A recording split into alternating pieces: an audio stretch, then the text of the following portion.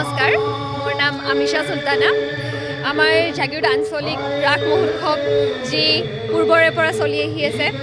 আচলতে ইয়াতে আমাৰ ৰাস মহোৎসৱত সকলো ধৰণৰ জাতি জনগোষ্ঠীৰ লোকে অংশগ্ৰহণ কৰে আৰু আচলতে মই বহুত সুখী এনেকুৱা ধৰণৰ সুযোগ লাভ কৰিব পাই আৰু আশা কৰোঁ আমাৰ এই ৰাস মহোৎসৱ বছৰে বছৰে এনেকৈ চলি গৈ থাকিব। ধন্যবাদ।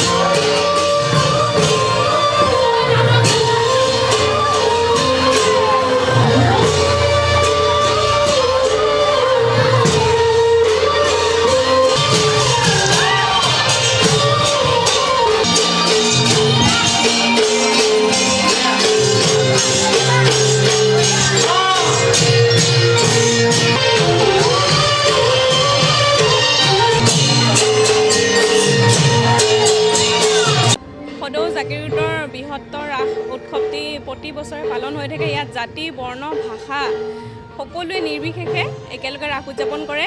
ময়ো আজি এই ৰাস উৎসৱত দৈৱকী চৰিত্ৰটি অভিনয় কৰিছিলোঁ আৰু প্ৰতি বছৰে যেন এনেকৈ সদায় মানে ৰাসটি আমি অনুষ্ঠান কৰি যাব পাৰোঁ তাৰে আশা কৰিম।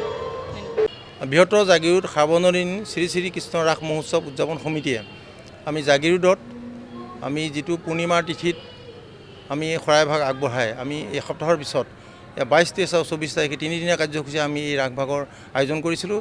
তাৰে আমাৰ ইতিমধ্যে 2টা নিশা পাৰ হৈছে। প্ৰথম দিনাৰ আমাৰ যি কাৰ্যসূচী সুকলমে হৈ গ'ল। আজি যোৱা দ্বিতীয় নিশা আমাৰ হৈ গৈছে। আমাৰ যি মহাৰাস আছিলে এই মহাৰাস ভাগ খুব সুন্দৰভাৱে অতিবাহিত হৈছে আৰু ইয়াত আমি ৰাইজৰ জাগীৰোড অঞ্চলৰ ৰাইজৰ যথেষ্ট আমি সহায় সহযোগিতা পাইছোঁ। তেওঁলোকে ধনে জনে মনে প্ৰাণে আমাক উৎসাহিত কৰিছে আৰু তেওঁলোকক আমি চিৰকৃতজ্ঞ হৈ ৰৈছোঁ আৰু আমি আশা ৰাখিছোঁ ইয়াত আমি এনেধৰণে যদি ৰাইজৰ আমি সহায় সহযোগিতা পাই থাকোঁ আমি আগলৈ ৰাসভাগক আমি আৰু অকণমান আগবঢ়াই নিবলৈ আমি নিশ্চয় সক্ষম হ'ম। আমাৰ এই ৰাসভাগত আমাৰ এটা বিশেষত্ব হ'ল যে বিভিন্ন ধৰ্মাৱলম্বী বিভিন্ন ভাষা ভাষী বিভিন্ন গোষ্ঠী জনগোষ্ঠী সকলো সম্প্ৰদায়ৰ পৰা ইয়াত গোপী আহিছে আৰু বিভিন্ন আমাৰ নাটকত ভাও লৈছে আৰু তেওঁলোকৰ আমি যথেষ্টভাৱে উৎসাহিত আমি হোৱা দেখিছোঁ আৰু তেওঁলোকে আমাক এই মানে ৰাস উৎসৱত যথেষ্ট আমাক সহায় সহযোগিতা আগবঢ়াই লৈ গৈছে। বৃহত্তৰ জাগীৰোড সাৰ্বজনীন শ্ৰী শ্ৰী কৃষ্ণ ৰাস উদযাপন সমিতিৰ পৰিচালনা সমিতিৰ হৈ আমি জাগীৰোডবাসী ৰাইজক প্ৰথমতে কৃতজ্ঞতা জ্ঞাপন কৰিছোঁ, কিয়নো তেওঁলোকৰ সহায় সহযোগিতা অবিহনে এনে এটা অনুষ্ঠান অনুষ্ঠিত কৰা কোনো পক্ষে সম্ভৱপৰ নহয়। আমাৰ এই ৰাসভাগত কেৱল হিন্দু ধৰ্মৰ মানুহেই নহয় মুছলিম সম্প্ৰদায়ৰ মানুহো যোগদান কৰিছে।